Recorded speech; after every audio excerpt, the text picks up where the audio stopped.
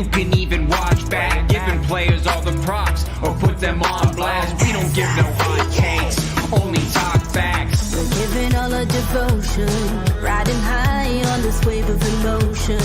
Going all out, yeah, cause this is our time. No, ain't no stopping us till we reach the finish line. All in, we came here to win. We're gonna give everything. S-I-C-K on the run. S-I-C-K, sick, sick.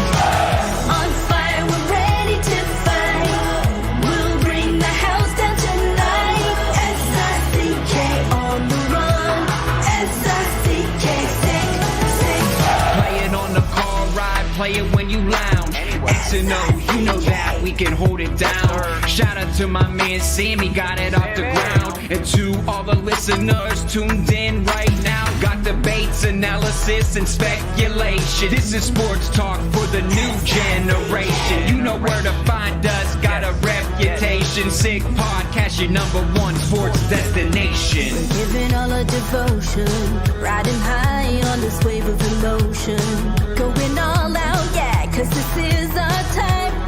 No, ain't no stopping us till we reach the finish line. All in, we came here to win. We're gonna give everything. S-I-C-K on the run. S-I-C-K, sick, sick. On fire, we're ready to fight. We'll bring the house down tonight. S-I-C-K on the run. S-I-C-K, sick, sick. S-I-C-K, it's the sickest podcast. Tune in for the audio, or you can even watch back. Giving players all the props or put them on blast. We don't give no hot takes, only talk back. S-I-C-K, S-I-C-K, S-I-C-K, S-I-C-K, S-I-C-K, S-I-C-K, S-I-C-K. all in, we came here to win.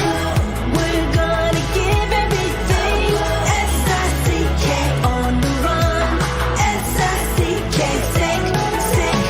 S-I-C-K, it's the sickest podcast. Tune in for the audio, or you can even watch back. Giving players all the props or put them on blast. We don't give no hot takes, only talk facts. We're giving all our devotion, riding high on this wave of emotion.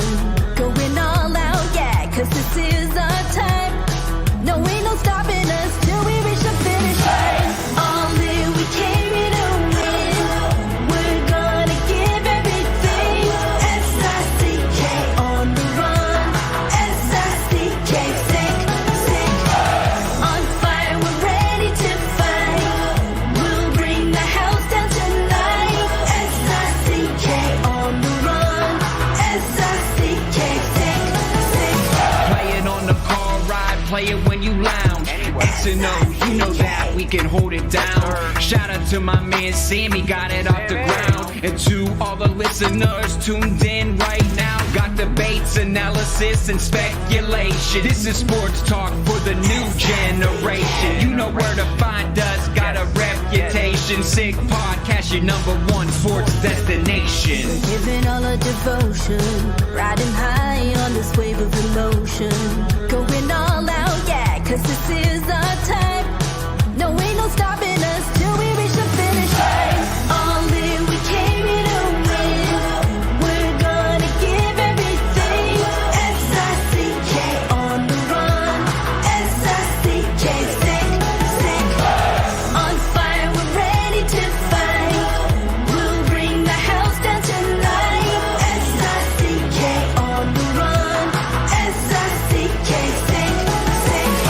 S-I-C-K, it's the sickest podcast. Tune in for the audio, or you can even watch back. Giving players all the props or put them on blast. We don't give no hot takes, only talk back. S-I-C-K, S-I-C-K, S-I-C-K, S-I-C-K, S-I-C-K. S-I-C-K. Turn up your volume. Because you're about to listen to The Sick Podcast. With Tony Marinaro. 55 seconds left in the penalty, a minute and 27 seconds left in regulation time. Boston 4, Montreal 3.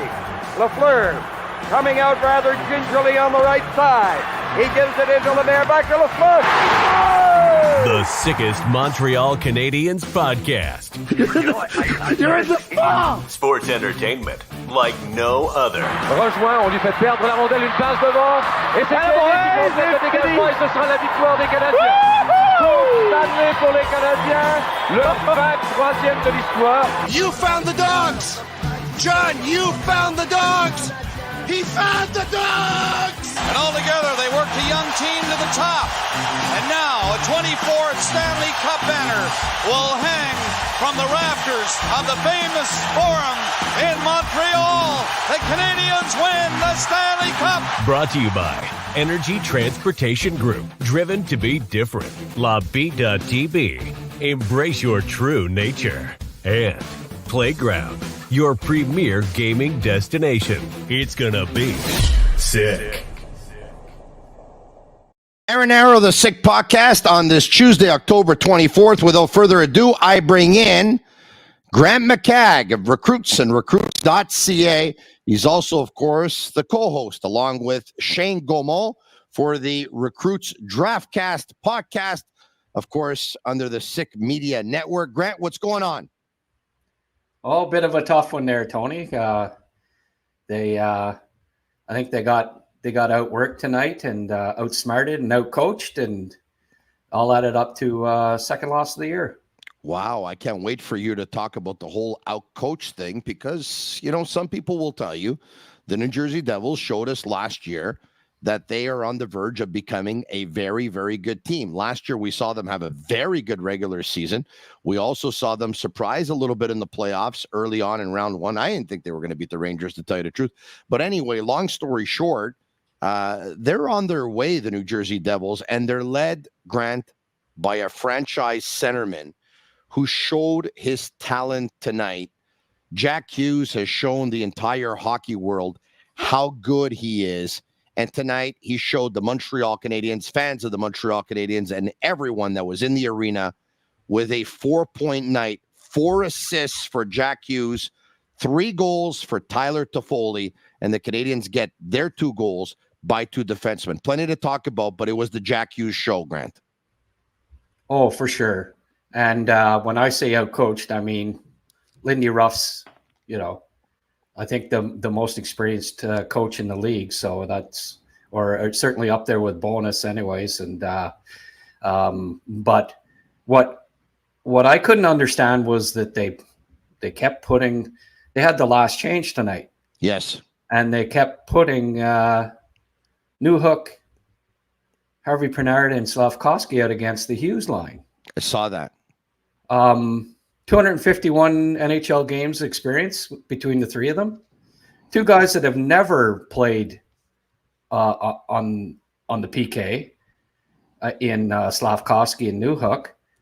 And they've got Monahan, one of the best defensive centermen in the league, not going up against him, or Suzuki or Evans. Newhook's a 40% face-off guy too, so they didn't have possession of the, you know, they weren't likely going to have possession of the puck off of face-offs against that line. First game of the season, Slavkovsky's line was out against Matthews most of the night too. And I mean, I keep hearing how he's been kept off the first line with Suzuki and Caulfield because you want to protect him. Well, you're not protecting them if you're putting them out against, arguably 2 of the best centers in the entire league. And that to me was puzzling, that you have last change. Don't have an inexperienced line that, you know, needs to get confidence and needs some puck possession to gain that confidence. I mean, you're not developing them. You're not helping the team win. Like I just that to me was a sign that they got out-coached by Lindy Ruff, the old veteran there. He said, well, if you want to throw that inexperienced line out to every shift against Jack Hughes line, sure. Well, I'm all for it. And I think you saw the results. That goal that they scored against Newhook's line at the end of the period there was a backbreaker. Yeah, the one you're talking about, the Foley second goal? Kovacevic, when he coughed it up there. And coughs it up, yeah. And then they didn't have the guy covered in front of the net. And, yeah, that was a big one. But, you know, I mean, especially when it's that blatant a mismatch just based on experience versus a young superstar, I think you have to line match to a certain degree when you're at home, even if that's not what you usually do. Yeah, I don't think Marty's the biggest line matcher out there, but I think tonight was an example of where it backfired on him. It was a big goal. I mean, with 1:38 left in period number 2, the game was tied at 1 at that point. Tyler Toffoli scores so his first of the game. They go into period number 3. Hischier makes it 3-1, 34 seconds into period number 3 on the power play. Toffoli scores his second of the game on the power play as well. Mike Matheson scores a highlight reel goal. We'll get to it. And Tyler Toffoli, of course, in an empty net with 26 seconds left to go in regulations. If we can, and yellow, Sammy Juliana and Master Control, bring up the lines for the Montreal Canadiens in tonight's hockey game. And there you have it. Suzuki with Caulfield on his left and Anderson on his right. Newhook with Slavkovsky on his right and Harvey Pinard on his left. Monahan, Gallagher on his right, Pearson on his left. Evans with Yolonen on his right and Pizzetta on his left. Matheson, Barron, Harris, Kovacevic, Jackeye, and Lindstrom, of course, who's in the lineup because David Savard is out after blocking that shot last night. He blocked a couple of shots, and Martin Leclerc of Radio-Canada, I saw a tweet from him earlier this evening saying that he has it on good information that it's a hand injury for David Savard, and that would make sense because the first shot that was taken, you can definitely see on the replay that it does hit his hand, and you do see Savard grimace and pain. And Martin Leclerc says that we're looking at least 6 weeks for David Savard. So it's a long-term injury, anywhere between 6 to 8 weeks for Savard. There's some changes in tonight's game that we got to see here. Number 1, we got to see Lindstrom in tonight's game. Number 2, we have now Anderson on the top line with Suzuki and Caulfield. And number 3, we got to see Caden Primo's first start of the regular season. It's a loss, but what did you think? I certainly wouldn't pin it on Primo. Neither would I. He had that circus save that, could have inspired the team if they had, but it didn't seem like New Jersey had more jump, and they were also, and I think it was pointed out by Dave Poulin, who I think is just a great analyst, by the way. I don't know if you were listening to that feed or not, Tony, but, he mentioned the fact that New Jersey's defense was really aggressive with the pinches, and the Habs defense turned over the puck quite often at the blue line or in the neutral zone. I think maybe the forwards had to come back a little bit further in support to adjust to it, and it didn't really happen. And New Jersey just kept on pressuring them with forechecking and with aggressive play by their defensemen. They're outplayed tonight.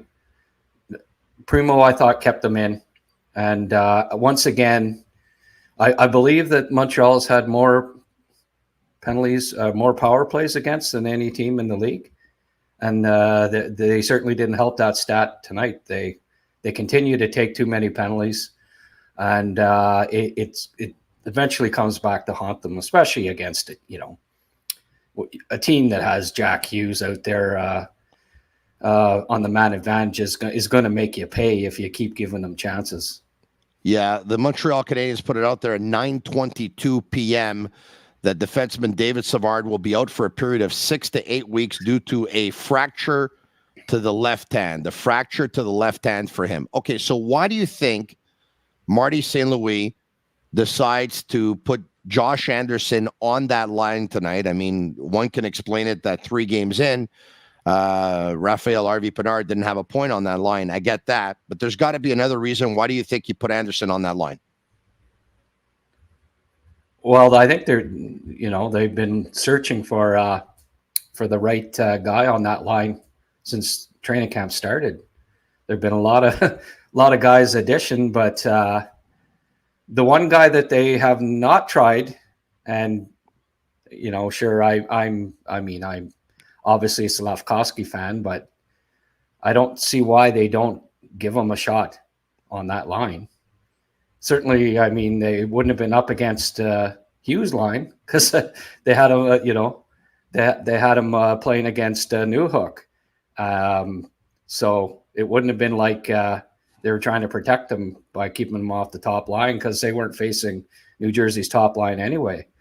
As far as I'm concerned, the last two games especially, Slafkovsky's been the most dangerous forward on the Canadiens and set up a lot of good plays. But I think if he'd have been setting them up to Suzuki and Caulfield, they might actually scored a couple of more even strength goals. So I think I have an answer to the question you asked in terms of why would Newhook's line with Slafkovsky and Raphael Harvey-Pinard go up against the Jack Hughes line? Okay. And the only answer that I can think of is speed on the line. Right.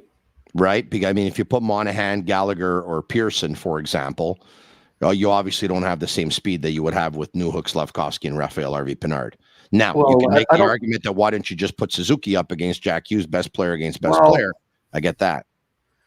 I don't think Harvey-Pinard's a faster skater than Monahan, for instance. Like, Harvey-Pinard's not a burner.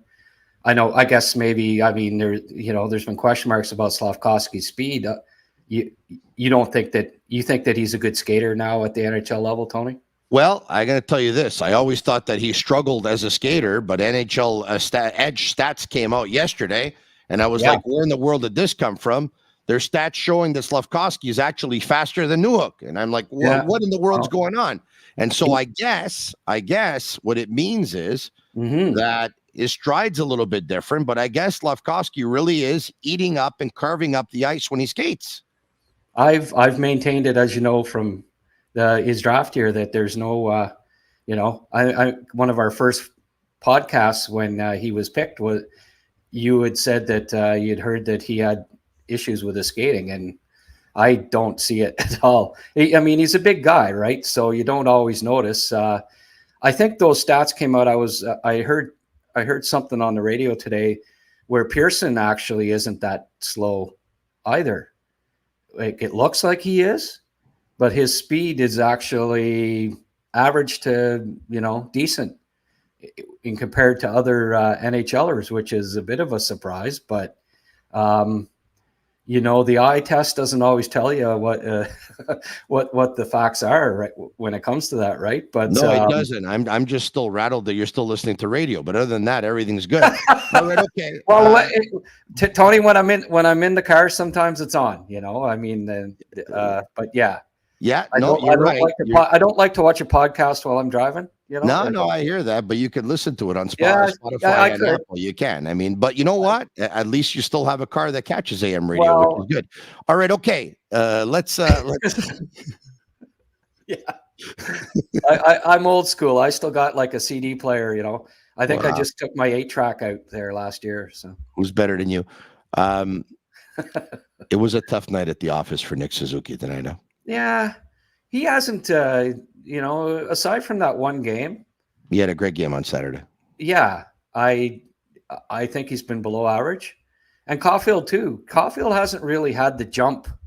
You see flashes of it, and again, like he scored the 2 goals the other night, so you're not going to, tread all over him. But he, I think he hasn't quite got his legs back yet. He missed, lest we forget there, he missed a good portion of the end of last year. So take a little while to get back into, optimum game shape. And those two guys, I don't know. They obviously have to be going for the Canadiens to contend and to win more games than they lose. Yeah.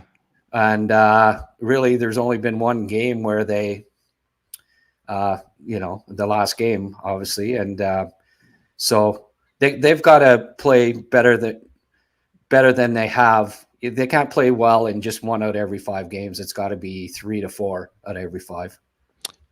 I'm wondering if the easy thing to say in some organizations, well, Nick Suzuki is not a first line centerman and all that stuff, right? And some people believe that, and that's fine. I still think the jury is out, but I think it's really encouraging in terms of his progression curve. Okay. It leads me to believe that he will be, but Craig Button was on the program last night and, he talked about smaller center, but Suzuki's not, we'll put Suzuki in that 5'11" category. And you know what? Jack Hughes and Sidney Crosby are 5'11". So I guess he'll be okay in that respect. But if this keeps up, I wonder if, he's the captain of the Montreal Canadiens, and we see him absolutely everywhere. And he does a lot, and he was here, there, and everywhere in the offseason, and he's really representing the Montreal Canadiens really well. And I'm wondering if at one point it's maybe not a little bit too much on his plate. Only he can answer that. It's only something that I can bring up as a hypothesis. Only he can answer that. Well, that's true. And I don't, I'm not sure that he's ever going to be top 10 NHL centerman based on year in, year out offense production, but he certainly brings a lot more to the table than just his offense, but like a Bergeron, like I'm not saying he's a Bergeron, but Patrice Bergeron wasn't scoring 80 points every year, right? But he brought so much other things to the table that, Suzuki can be a good first line center. He's just not going to be a 100-point guy every year. It's just, I don't think that that there's enough physical offensive skill for him to dominate like a Jack Hughes does with his skill. You're going to see flashes of it, and he's so smart and competitive that he will, I think, be a 70 to 85 point guy in his prime here coming up. But as far as him being one of the most productive centers in the NHL, I think at the end of the day, Dach probably has a little more offensive upside that can be reached there if he comes back and bounces back.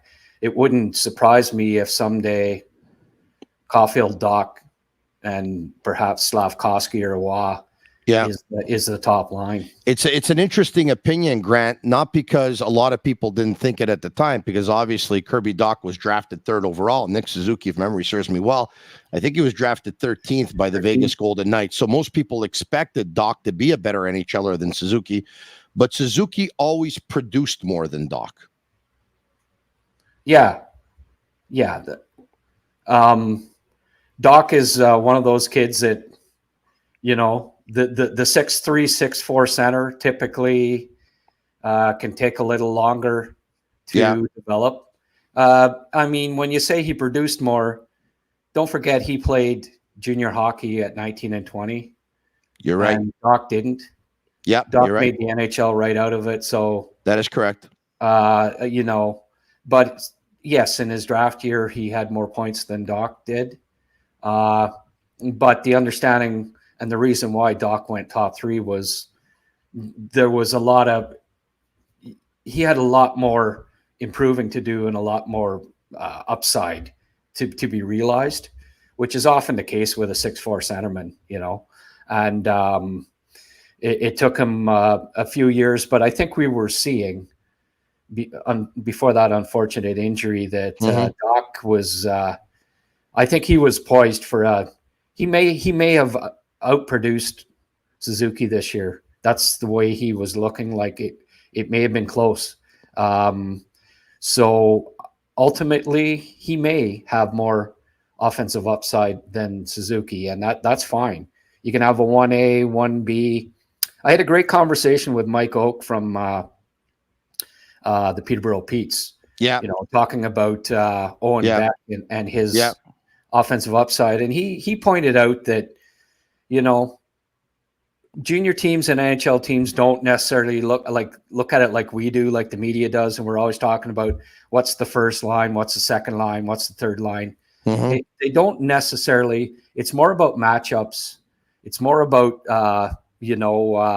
sometimes balance on the lines. Yeah. Ideally, you want 3 lines that you can put out there against any of the other teams' top 3 lines.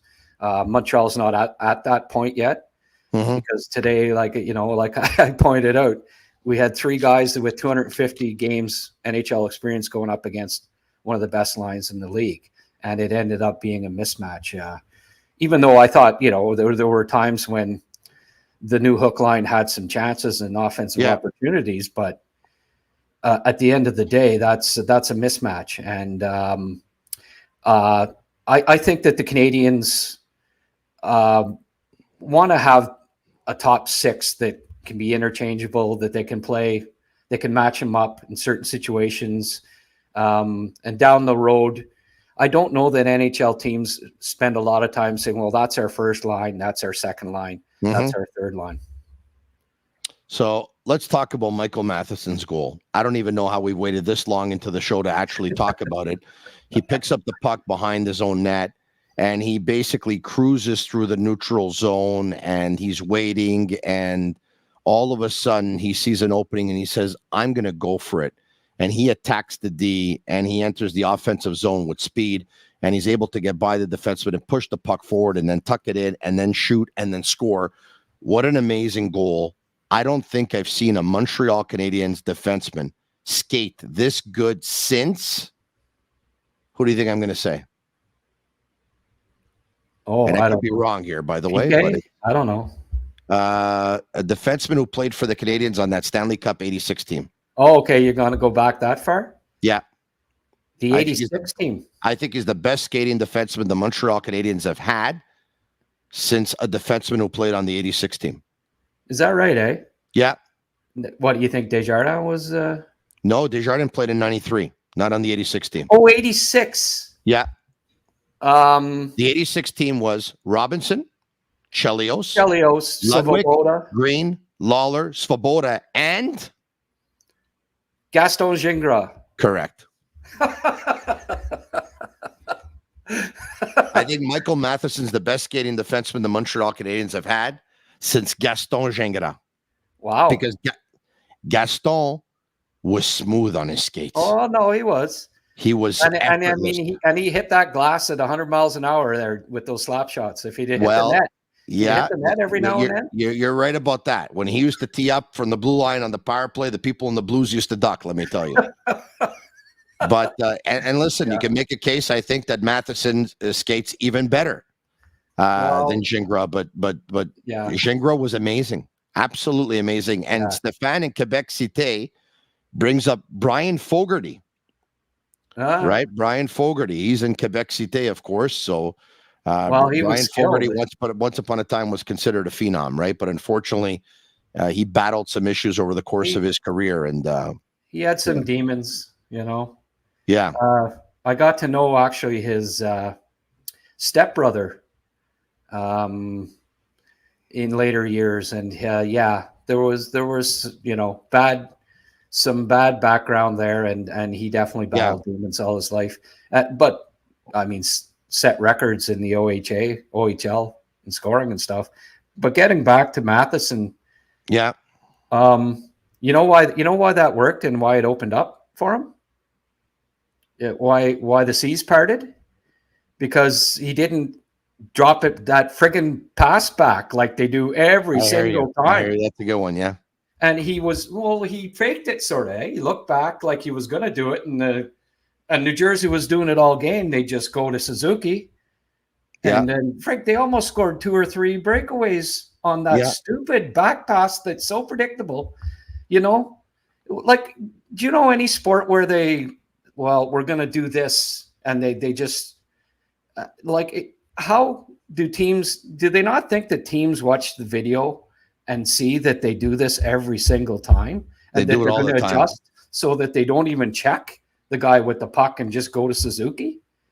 New Jersey did it all night. Again, another instance where they were outcoached tonight, and that's got to stop. They got to stop where it's completely predictable that it's going back to Suzuki to do so that he can throw it in instead of the guy that just had the puck. I don't know what the difference is. Yeah, Like, and Matheson's goal, like you just talked about, was on the power play. So Right. they end up going 1-for-4 tonight. But I'm telling you, and I've been saying this now for a couple of weeks, Alex Burrows is under a tremendous amount of pressure. The assistant coaches' contracts are up at the end of the year. And I know that Marty St. Louis was interviewed by Eric Engels of Sportsnet and Sportsnet.ca, who, by the way, is going to be my guest tomorrow night on the Sick Podcast, because Eric usually does Mondays and Craig Button usually does Wednesdays. And, you know, they swap this week. So Craig did yesterday and Eric will do tomorrow. But, you know, Marty told Eric that he'd like to see his assistant coaches rewarded. Then again, some are going to say, what do you want him to say, right? He's not going to say he doesn't want to see them rewarded. But I've said, and I maintain, Alex Burrows is under a tremendous amount of pressure this year. And I think he's feeling the heat, because as the Canadians will start to get better and turn the corner here, they're going to have to, there's a decision to make. Do you up your staff and insulate Marty with more experienced assistant coaches, or do you take those young coaches who have less experience and grow over the years the way they're trying to do with some of their 19, 20s, 21s, 22s, 23s, and 24s? Yeah. Well, I mean, I think Alex is a good coach, character guy and all that. And I don't think that he's a bad guy to have on your staff as a coach. I'm not sure that you get defensemen to coach the defense as a rule, right? Correct. Like, it's not often that the guy that is running the show for the defenseman isn't a former defenseman. Why? And I don't know, I can't really recall the last time they had it, but why can't they have a coach for the power play who scored power play goals, who was good on the power play? Alex Burrows was not I looked up his stats. He got a power play point once every 21 games in the NHL.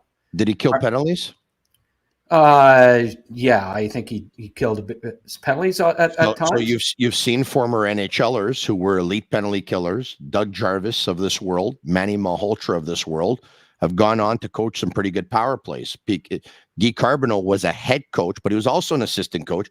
Guy Carbonneau was a player that would play on the penalty kill, who would coach power plays, because as much as your theory works, guys that kill penalties will also know what needs to be done to counter to actually work a good power play. Yeah. So that's my answer to that. There are exceptions to every theory that I have, obviously, Tony, but I just I mean it's happened in the past too, where you've got guys running the power play who weren't very good on the power play, and I don't think it would be a bad idea to have a guy that knew what he was doing and has a few tricks and a few, pointers, a few things that he could add to help these guys to score goals. I'm not sure that a guy that wasn't good on the power play is the optimum solution to have running your power play. Yeah, there have been guys that have been able to do it in the past, but there's certainly been a lot of guys that weren't able to do it in the past that were defensive players. So I explore the possibility of having Marty maybe have a little more say in the power play. He got a power play goal, I think, or a point every 3 games or 4 games. At the NHL level, he was lethal on the power play. The media haven't asked Marty about the power play and if the responsibilities have shifted and if he's starting to have more say in the power play. And I don't know if he does, if he would be admitting it, because he'd probably be undermining Alex Burrows unless it was presented in a fashion where they've all decided to do everything as a committee right now, be it power play or penalty kill. But everyone's assuming different things are happening on the power play. I'd love to know for certain from Marty. Marty, are you playing a bigger role in the power play in terms of input? Yes or no? Yeah. And I think about a week ago or so, I recall seeing I think it was a tweet by Stu Cowan saying that Marty was, out there working with them on the power play a little more, right? And I think maybe he has a little more say in it, perhaps, than he did. But I've never quite understood head coach has a lot of responsibilities, but why can't he? Why can't one of their responsibilities be, if they were good at a certain thing, why can't they run a power play in addition to being the head coach? Like, it's not like it's that. I mean, there was a time when Scotty Bowman ran the power play. He ran he ran the penalty kill. He ran everything, and he seemed to do okay, right? Yeah. Paul Arbor, Bolo says, since I'm following the Canadians, Subban has been the best Habs skating defenseman by far. Subban was a real good skating defenseman. Andrei Markov was a real good skating defenseman before. Obviously, he had those ACL injuries, but I don't think Subban skating matched Matheson. Matheson is he's Disney on ice. It's unbelievable the way he Matheson doesn't skate; he glides. Yeah, Matheson doesn't skate; he glides. No, he's a beautiful skater, and that was a gorgeous goal. And the defense is starting to pick up some points, which is encouraging. And that first line's got to get going. Like, it's unfortunate, but that the Canadians have to rely so much on it. But I think, well, they have to rely so much on it because Dach's hurt now, right? It's right. There's a lot of pressure on those guys now. Yeah, no, for sure. Nope. And they've got to find the right line mate, because that hasn't happened yet. Your boy's going to get a shot. I feel it. I mean, it's going to happen. I mean, they've given what, 2 different players a shot up until now. He's going to end up getting a shot because, he's playing well. He's winning puck. It's hard to get the puck from him when he goes along the boards with it. There's another thing that can happen, Grant, and that is, before he gets his shot, Christian Dvorak comes back. Right. Slides into Newhook's spot, and Newhook ends up playing on that line. That could happen because he's got the speed and the intelligence and the hockey IQ to play with those guys. Yeah. Or he could slide over Monahan, Dach, or Monahan, Slafkovsky, and Newhook would be a good second line. And then you've got Dvorak in between Pearson and Gallagher. But then you still need you end up keeping RHP on the top line, or Ylonen. Maybe even give Ylonen a look there. I have been impressed with Ylonen this year. He's got a rocket, by the way. He's got a laser. That? He's got a laser, and a good skater. And his defense has just been. He's light years ahead of where he was last year. Last year he had major issues getting the puck out of his own zone. And this year, it's just whatever training he did in the summer, like that extra 10 pounds, I think it was good 10 pounds, because he's a lot stronger, a lot more determined, and getting pucks out of his own zone. He's got good speed. He's good defensively. Marty's got him and Evans as his top penalty killers. Yeah. So he can cover for Suzuki and Caulfield if they're up on the play. That would be the guy that I would. If they're not going to give it to Slafkovsky, and it looks like they don't want to do it just yet, I would give Ylonen a shot on the top line. All right, okay. They scored 3 goals on Saturday night. Monahan's got one, Caulfield's got one in overtime. They scored 3 goals last night. Gallagher's got one, Pearson's got one. Of course, Justin Barron scored last night. They scored 2 goals tonight. 2 defensemen, Justin Barron, Mike Matheson. Once again, needless to say that since Kirby Dach went down, the attack and the forwards are less dynamic and have been an illustration less. Everyone looks at this roster and says, all right, okay, you got 2 talented guys on that first line, and you're trying to get Slafkovsky there. I get it. They haven't put him there yet, and they put Anderson and they put Harvey Pinard. Yeah. Are you for or against Joshua Roy, who's lighting it up in the American Hockey League, coming off like a monster game a couple of days ago, bringing him up? Or are you of that whole thinking, Like, just keep him there and keep him on a roll. Yeah, let him cook, as I keep seeing people tweeting replies. I don't necessarily disagree with that. Don't rush him, but if the goal scoring dearth continues and they want to stay in the playoff race and he keeps producing, I don't see why. I mean, I have a hard time convincing me that he couldn't help the Canadiens power play pretty soon, Tony, because that's been his bread and butter his whole. In junior, he was lethal on the power play. Yeah. In Laval, he's lethal on the power play. What are the Canadiens lacking? They're lacking a bit more creativity. Like Josh Anderson does a lot of good things for you, but standing stationary on the power play, I'm glad they took him off the first unit tonight, because Yeah. just not a first power play guy, because he's not a playmaker. He's never hit 20 assists, I don't believe, in his career. I think he's got 2 power play assists in his lifetime, or 3, something ridiculously low like that. So he's not the answer as far as keeping the puck moving and creating chances on the first power play unit. If they're not going to try Slafkovsky up there, yeah, at some point, if Waugh keeps lighting it up, I don't see what you wait for. You give him a look at least. I mean, the worst that can happen is that he's not ready and you send him back down. He doesn't have to clear waivers. So yeah, listen, I'm all for the both schools of thought work for me. Some people will say that you won't be burned if you stay down too long, but you'll be burned if you get called up. But Maxime Lapierre threw out a couple of teams the other day on Twitter of a bunch of players who never had to go to the American Hockey League. Never had to go to the American Hockey League. Right. And it didn't stunt their development. And they belong in the National Hockey League. They didn't get burned by it. Now, I get it. Everyone is different. At the end of the day, there's no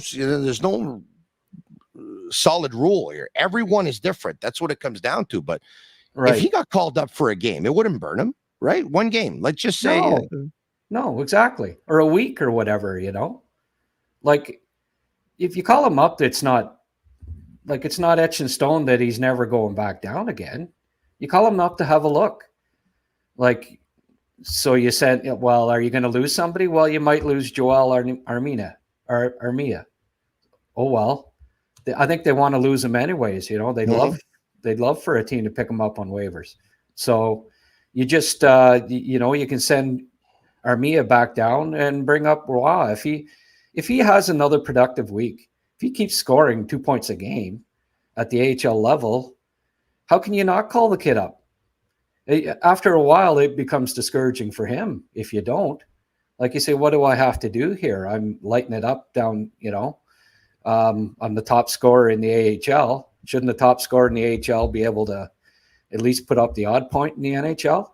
Yeah. If the power play keeps sputtering like it is, and he keeps producing, they'll call him up, and he, who knows, he might be up for good. That's we all look at the worst case scenario on this, Tony, but what about the best case scenario? What if it works? And it could work because, once again, they are starving for talent, and he's answered a lot of critics already by playing as well as he's played in the American Hockey League, right? This kid was doubted in the queue.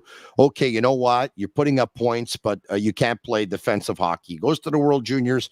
All of a sudden, he's on the penalty kill. All of a sudden, he's playing with Connor Bedard. All of a sudden, you know what? He's he's showing that he's able to think the game with some of the elite in the game at that level.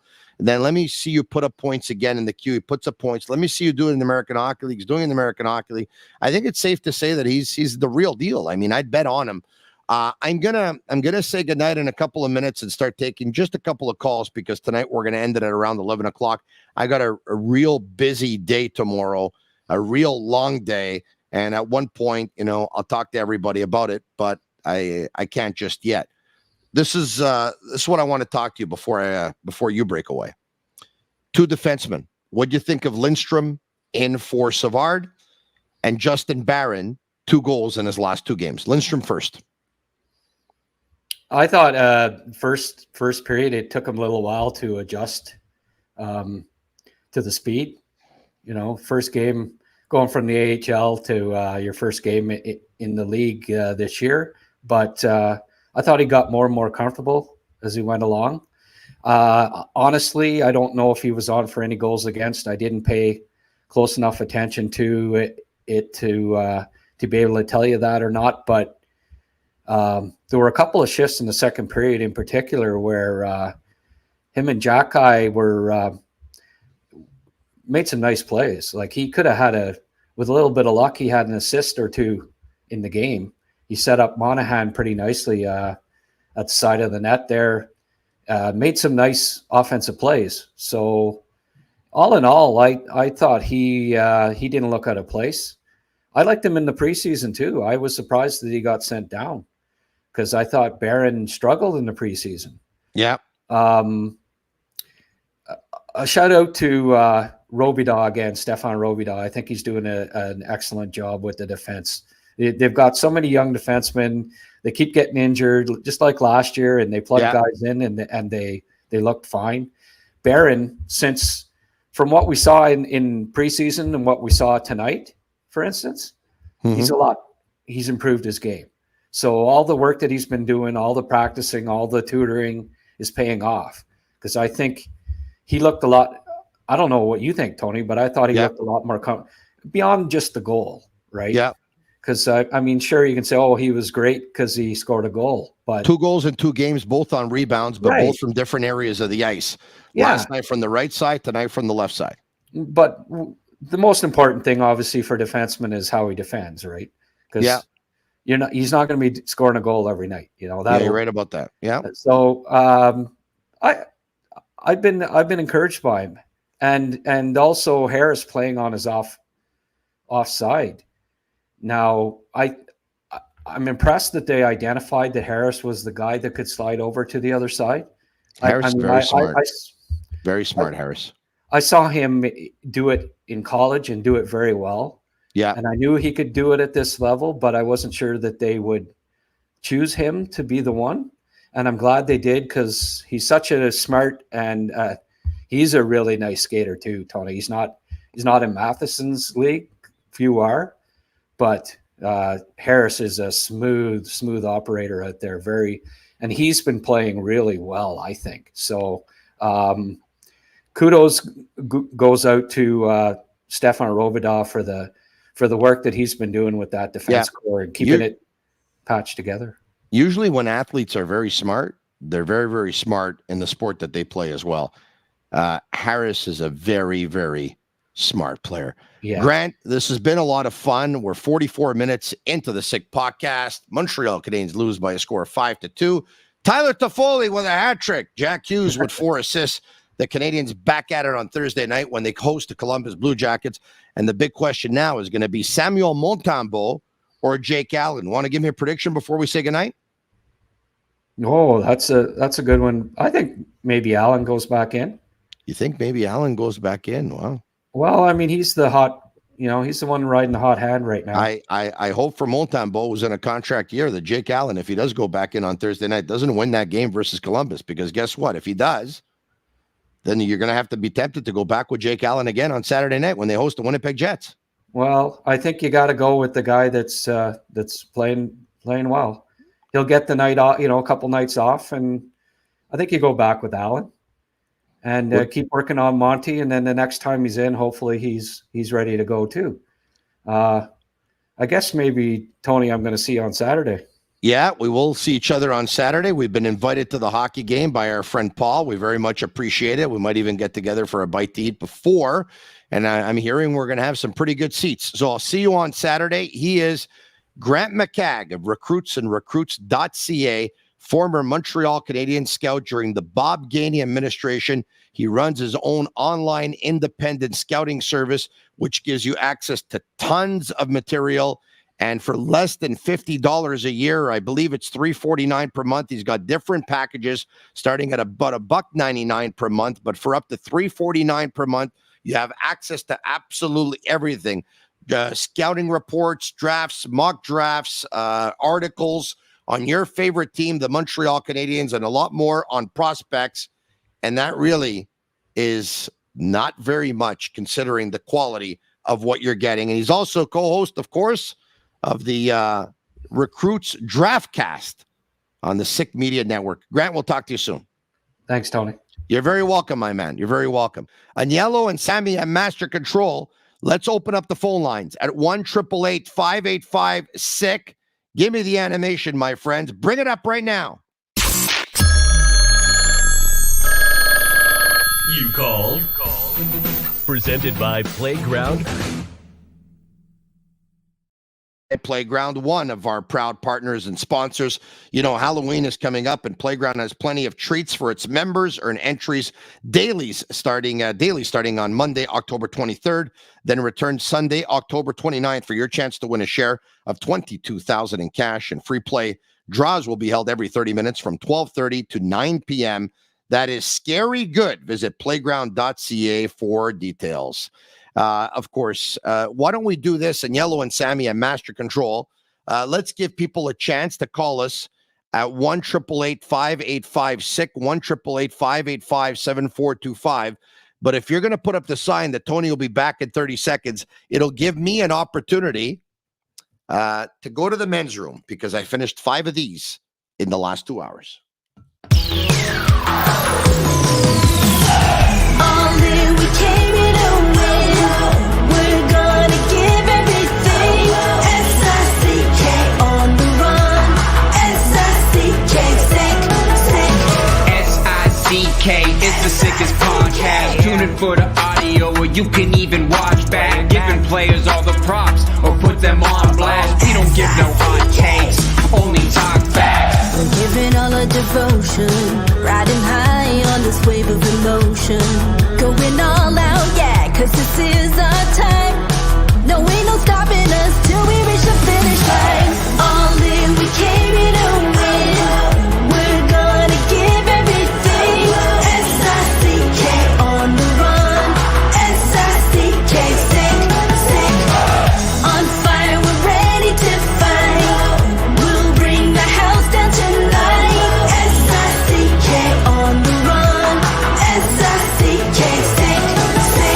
Play it on the car ride, play it when you lounge. X and O, you know that we can hold it down. Shout out to my man Sammy, got it off the ground. And to all the listeners tuned in right now. Got debates, analysis, and speculation. This is sports talk for the new generation. You know where to find us, got a reputation. Sick podcast, your #1 sports destination. Giving all our devotion, riding high on this wave of emotion. Going all out, yeah, cause this is our time. No, ain't no stopping us till we reach the finish line. All in, we came here to win. We're gonna give everything. S-I-C-K on the run. S-I-C-K, sick. So I have no idea what's going on here, right? I've been back for about a minute, and they're stoning me with this song. S-I-C-K, S-I-C-K, Sammy this, Sammy that. Where did we find this song? It's I don't know what to tell you, man. I don't know what to tell you, but like, what can I tell you, folks? I mean, I don't know, but it is kind of catchy. Like, I have to admit, it is. You know what I mean? As much as it's tacky, it's catchy. Where are we going here? Hello, who's this?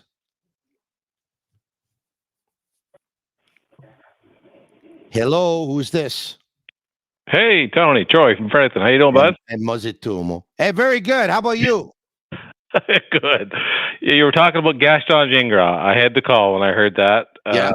We had the pleasure down here in Fredericton of seeing Gaston for 2 years, and he was basically a playing coach, I guess. And as you said, he was just the smoothest skater and best passer, and just a hell of a good hockey player.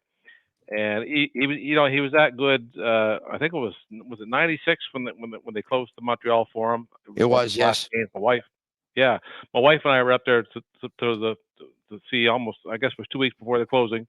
We get into the pregame skate, and I get to meet Dick Irvin. And I was telling Dick how Gaston was playing, and I said, I don't understand it, Dick. I mean, the Habs could use Gaston Gingras in the NHL.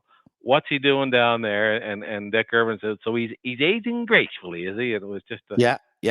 meeting. So, You had the Dick Irvin accent pretty good, and here we man, are that's at the the point. Montreal Forum. And Dick, I see you have our 2 cups of hot coffee ready to go. Well, that's right, Danny. It's the same coffee that's been brewed at the Forum of Montreal since 1955, when the coach of the Montreal Canadiens was the late Dick Irvin Sr.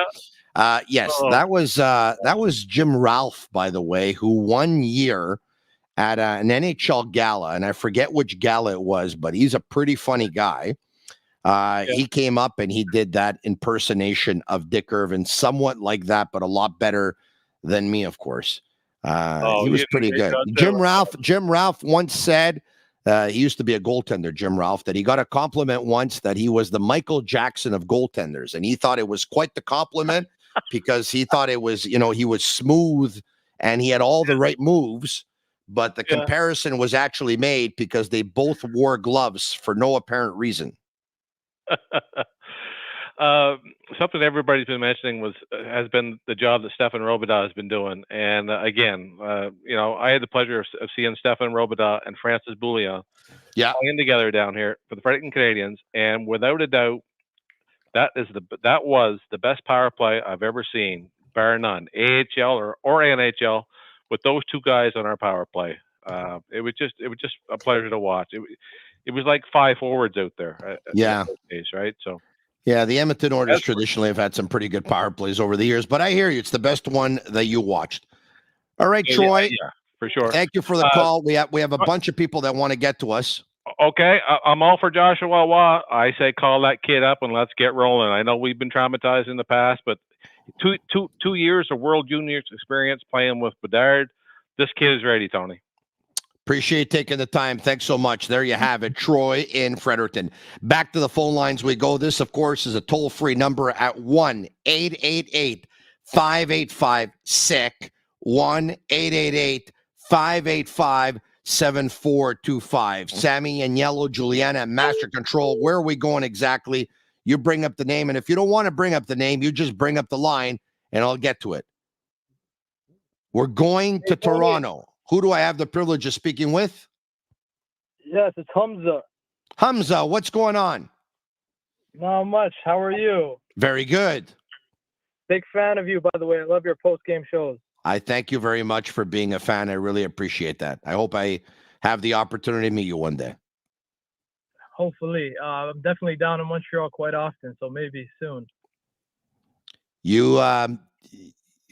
You look me up. You just send me a note. Hey, send me an email.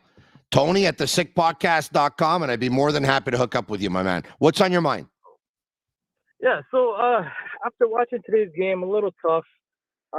Watching Uri kind of struggle, not getting too many shots on net, not getting the opportunity he needs to be getting. I'm kind of feeling like, especially with even Suzuki and Caulfield, kind of quiet the last 2 games. Do you feel like we have that elite level talent which is needed for a cup contending team on the roster right now, or even in the pipeline? Because after a 2 year, I'm not saying I'm worried, but it's been 2 years now since we started the rebuild, and I don't know. I'm not really seeing those elite type level players yet. So not yet, but at the same time, how about you think about this? Okay. So I want you to close your eyes. And I want you to think of Nick Suzuki, Cole Caulfield, Uri Slafkowski, Kirby Dach, Alex Newhook, Joshua Roy, Philip Michar,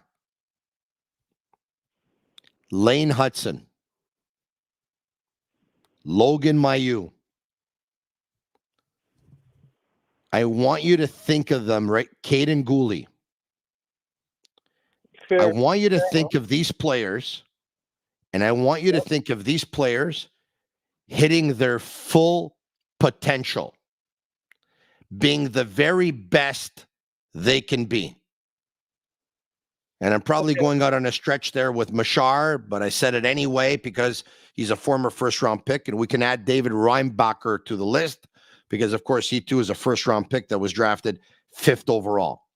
I want you to think of these players and think of them if it's a huge if, and this is why player development, Adam Nicholas and everyone becomes so very important. If all of these players hit their full potential in 5 years from now, and they're all at their best, do you think they could win a cup with that? So here's my follow-up question to that. Yes. In 5 years at their best, you think they compare to guys like Kucherov, Stamkos, Hedman, or your McKinnon, Rantanen, Makar? Like, I don't see that yet. And maybe, who knows, it's quite possible, but Caulfield, Suzuki, possibly. But the other guys, at the end of the day, there's no guarantees. The Montreal Canadiens have been known for choking on development, and so that's kind of where my ability not to kind of trust that process is coming in from, and it's kind of getting difficult, right? So it can go either way, and I'll tell you what I would have felt very comfortable with. Okay, what I would have felt very comfortable with is in the years that the Montreal Canadiens drafted top 3, top 5, that there would have been a player who's a franchise centerman available that they would have drafted, that they would have had an Austin Matthews, that they would have had a Connor McDavid, that they would have had a Nathan McKinnon, that they would have had a Sidney Crosby, that they would have had an Evgeny Malkin. I would be very comfortable in answering this if they could have had one of those guys. At the same time, Austin Matthews is in that category and he still hasn't won the cup. And Connor McDavid's in that category and he still hasn't won the cup. So that doesn't necessarily guarantee a cup either, but great players usually end up winning the cup. But, you know, if all these guys end up reaching their full potential at the same time in 5 years from now, that's a lot of depth. Yeah, no, you're right. That's a lot of depth. It maybe is not as sexy as some of those 2-3 names that you talked about, but that's a lot of depth. Yeah, and like the Rangers did, right? I'm pretty sure they traded or signed Isaac Panarin and Zibanejad. So with the surplus of prospects like that, or possible good future players, we can definitely trade and hopefully create an environment that Martin St. Louis creating to get people to sign over here.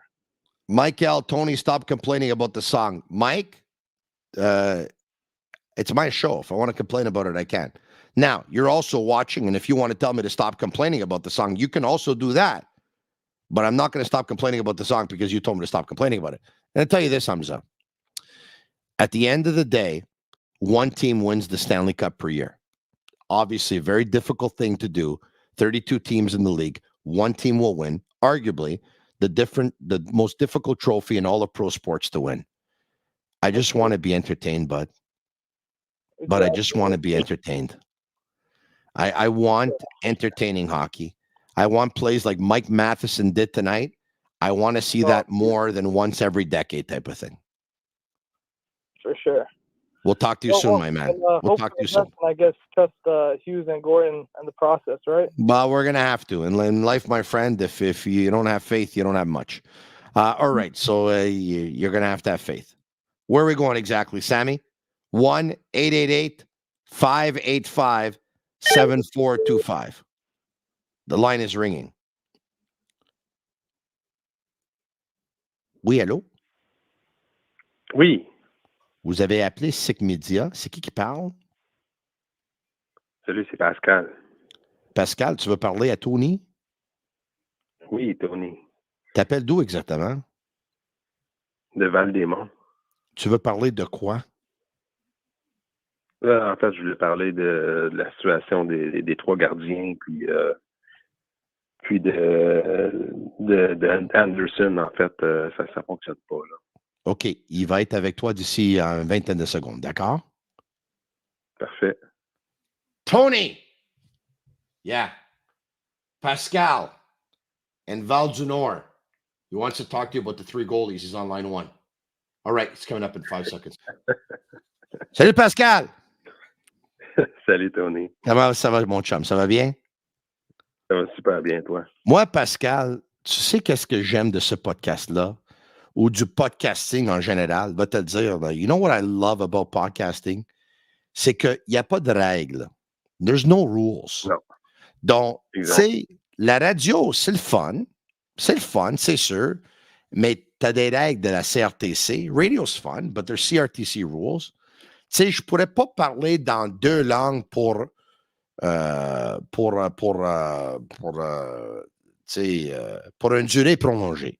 Tu sais, je pourrais peut-être faire quelques mots, peut-être même à la limite, tu sais, peut-être même faire une entrevue. I could even do an interview if I wanted to in the other language. But the beauty of podcasting is I can switch between English, French, I can speak English, I can speak Français, I can speak Franglais.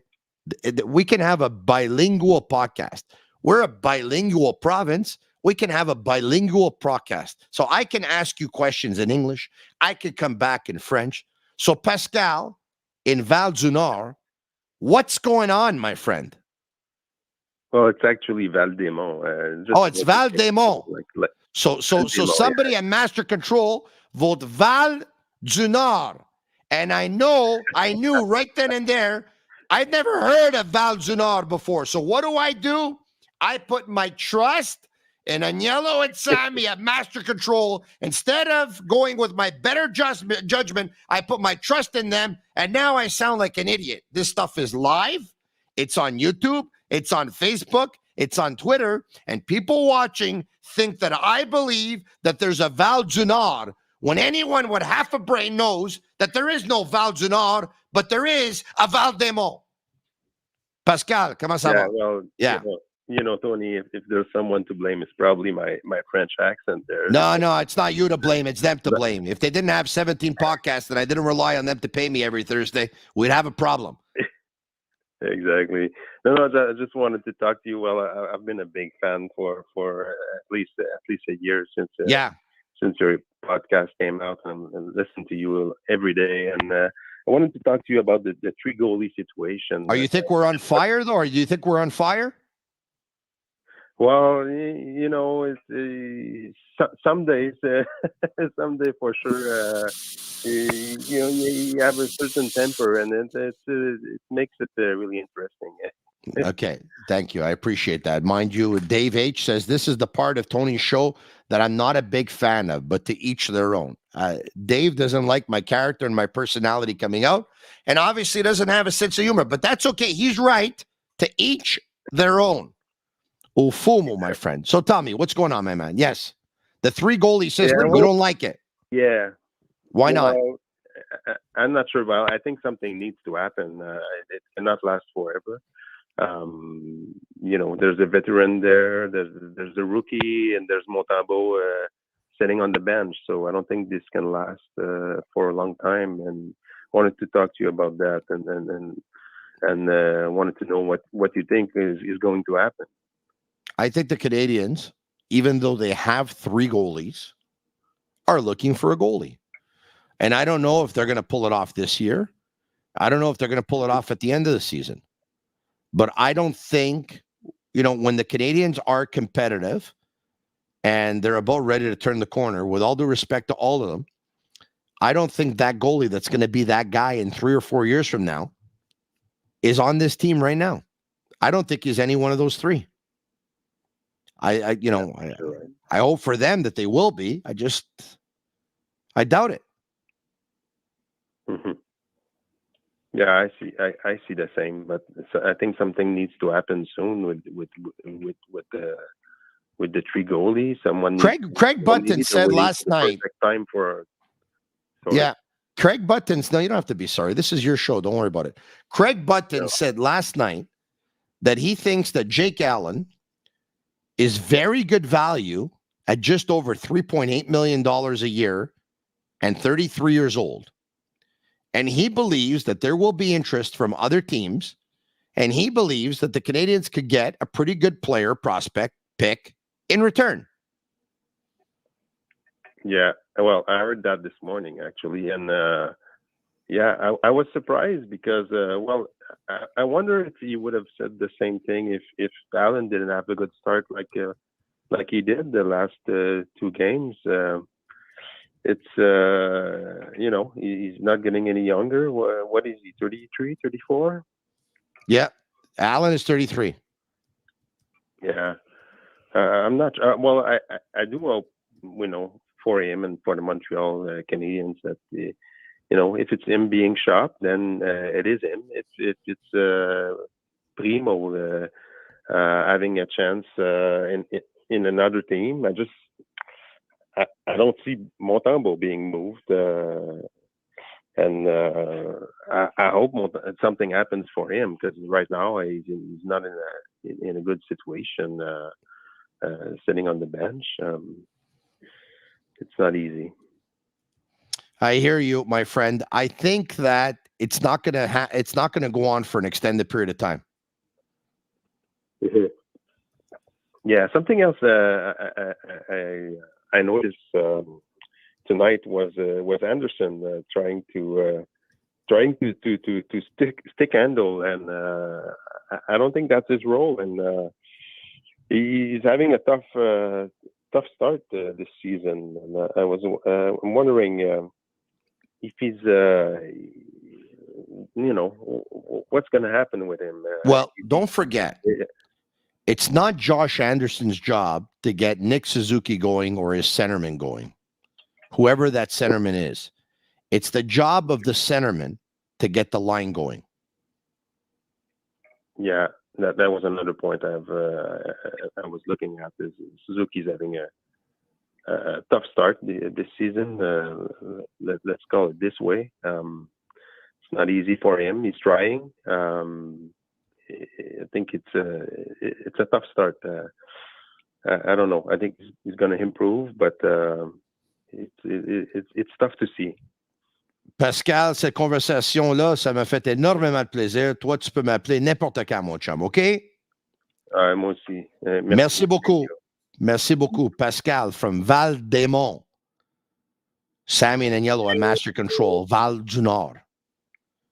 I can't believe it, man. Kevin in LaSalle. I would think that they got this one right. Kevin. Yes. Yeah, what's going on? Not much. I'm a big fan. I had a quick question for you. Please, yes. Listen, is somebody hold on a second. Is somebody tickling you or something? Because you're laughing, or somebody tickling you, or no. Okay. I wish. Yeah, it's in the air in LaSalle. Mind you, they say that LaSalle is the second most romantic city in all of Canada. Did you know that? I highly doubt it. I'm telling you, Google it. They say LaSalle is the second most romantic city in all of Canada. That's a true story. I'm not making that up. I read that somewhere. I would believe it, but I only moved here last year, so I'm not too sure. Yeah, you should take a drive to Angrignon Park every now and then. You'll see what's going on. Tell me, what's on your mind, Kevin? What's that? What's on your mind? What are we talking about here? Yeah, my question was, we're doing a big rebuild, and I like the way it's going despite the injuries. But my question was really, since Hughes is doing these trades and grading assets, we're getting draft picks. It's clear we're obviously doing a big trade soon. And my question was, when do you think a big trade would be appropriate? Because I think we need more goals, to be honest. I don't think they're going to do a big trade. So I know a lot of people watching are probably going to hate to hear this. But Kent Hughes has already said that if they would be approaching the trade deadline and they were in a playoff position and a team would offer them a player who can give them help short term for a year or two, but in return, they'd have to give up draft picks and or prospects, they wouldn't do it. He has said that before. Now, take a look at what's going on. Take a look at what's going on right now. Kirby Dach is out for the season. Dach's out for the season. Savard's out for 8 weeks. Okay. Dvorak is out. I don't know how long. Let's say a couple more weeks. And Caden Gooley's out for, let's just say, I don't know, a couple of weeks or whatever it is. That's 4, players, some of them key, more so than others, out of your lineup at the same time for a team that's in a rebuild that no one expected to make the playoffs this year. That hurts. So by the, and Doc's out for the year. It's not like he's coming back. And not to mention that players get hurt all the time. The way David Savard got hurt last night could very well be the next game versus Columbus or on Saturday night versus Winnipeg, that the Canadians are going to be missing 1 or 2 more players that go down in. And so their depth is going to be tested on a team that doesn't have a tremendous amount of depth, because if they did, you'd call them a playoff team. So are they going to go out and make a deal to get better right away? I don't think that's happening this year. Could be next year and year after. Yeah, well, yeah. In a couple of years, yeah, could very well be. But in this year or at the draft, I don't see it. But mind you, this year, I mean, they were able to acquire Alex Newhook. He's maybe not a big impact player, but he's a player that's added to the mix and added to the depth. Great call by you, Kevin. LaSalle truly is romantic. You take a drive to Angrion Park, my friend. You're going to be surprised at what you see. Where are we going exactly, Sammy? Kevin and LaSalle. Moved to LaSalle about a year ago. 1-888-585-SICK. Bert, are you there? Yes, Tony. How are you? Very good. You're calling me from St. Leonard. Yes, I am. All kinds, bro. All kinds. You know it. Tony, all kinds, bro. All kinds. You go to the cafe in St. Leonard, bro. Sorry? You go to the cafes in St. Leonard, bro. Yeah, bro. That's where I watch the Habs games. Where do you think I watch them? I love St. Leonard, by the way. I love St. Leonard. Tell me, Bert, what's on your mind? You're always welcome. Thank you. I have a question for you, Tony. You think we're going to see Joshua Rod this year on the Habs? Yes. For how long, I don't know. I was speaking with some friends. We were thinking around December, maybe a December call-up. But you think if the team's doing well, he comes up sooner? I mean, we have nothing to lose at this point, right? What happens if the team loses a couple of forwards? You might not have a choice. I mean, who else are you going to start calling up? I don't know how long you're going to see him for. Next week. But you're going to see him. And if you don't see him in the next couple of weeks, I'm going to tell you, a certain sector of the media is going to put pressure on the Montreal Canadiens to call this guy up. Does that mean it's going to influence their decision? No. But he's a good player, Bert. He's a good player. And this is a team that needs offensive talent. We're going to see him. I hope so too. And then you think on the blue line, we're going to see maybe a Logan Mailloux, or that's a bit of a long shot? At one point this season, we will see Logan Mailloux. I'm inclined to agree with you. I'm happy that we're on the same page here. You know what? I wouldn't be surprised if by the end of the season you see David Reinbacher. But there's obviously less chance of seeing that because of their schedule and what other games they have to play after that. There's less chance of seeing that than there is seeing Joshua Roy and Mailloux. I think Joshua Roy is going to get called up soon. I think so as well. I hate to be having this conversation. I mean, it's a the fact that we're losing so many players. But well, not only losing. I mean, last night they scored 3 goals. Barron was 1, Gallagher was 1, and Pearson was 1. Tonight they scored 2 goals, and Barron was 1, and Matheson was 1. I mean, we're going to see Joshua Roy sooner rather than later. Yeah, I mean, we can't rely on Cole Caulfield the game in, game out. And one more thing before I go, Tony. Nick Suzuki's been a bit of a ghost this year. You agree or no? I think he's obviously he's not right now. He's not playing like the Nick Suzuki that we saw a year ago. You don't lose your talent overnight. He's only going to get better. He's obviously in a sequence where he's struggling. On Saturday night, he was very good. He wasn't able to put it together tonight. Tonight, the New Jersey Devils, they had Jack Hughes and Nico Hischier at center. c'est pas Joe n'importe qui, là. We're not talking about Mimi and Coco here. Yeah. We're talking about Jack Hughes and Nico Hischier at center. So, it's not an easy night. No, for sure. But hopefully start seeing more of him as the games go on, because it's a lot of pressure on a young guy on a rebuilding team. It's a very average team. And, one of the guys that really insulates him is Kirby Dach, who will draw some of these matchups. And Dach's out of the lineup right now. It's not easy for Suzuki, but you know what? It's part of the learning curve, man. It's part of the learning curve. Yeah. Comes with the territory. Comes with the territory. Not too much pressure already being the captain. Yeah. People asking more from him. Hopefully not too much pressure on a young kid. Yeah. Thank God I told Sammy and Agnello that at 11 o'clock I wanted to pack it in because I got myself a very busy day today. Now they're telling me one more call. Okay, one more call it is. I want to remind you, of course, that this is the Sick Podcast, and the Sick Podcast is brought to you in part by Energy Transportation Group. Energy Transportation Group, a leading full-service logistics provider serving all of North America. They are driven to be different. Where are we going for the final call of the night? We are going to... Hello. Zachary. That's me. Zach and DDO. Zach's in DDO. Bert was in St. Leonard. Kevin was in LaSalle. Pascal was in Val-des-Monts. Hamza was in Toronto. What's going on, Zach? I'm a big fan of the show, and I watched the podcast yesterday, and Craig Button said that Jake Allen could get a lot of value. That's what he said. I was a little bit surprised by that. I was too, but I felt like if someone was to get traded, that it would be Jake Allen, right? Yeah. But I think everybody had that idea. So I talked to my friend about it today, and I was surprised that he didn't agree with it. So I wanted to get your opinion, because he says he would trade Samuel Montembeault. Okay. He says that he would rather have Jake Allen around, like the veteran. Yeah. And that he thinks more teams would value Montembeault, for example, Tampa Bay. They would, but I wouldn't trade Montembeault knowing what we know of Montembeault. Montembeault, when he came here and the Canadiens picked him up off waivers from Florida, I watched him play, and I'm no goalie expert, okay? I'm no goalie expert. I'm no goalie expert either. And I said, this guy's not an NHL goalie.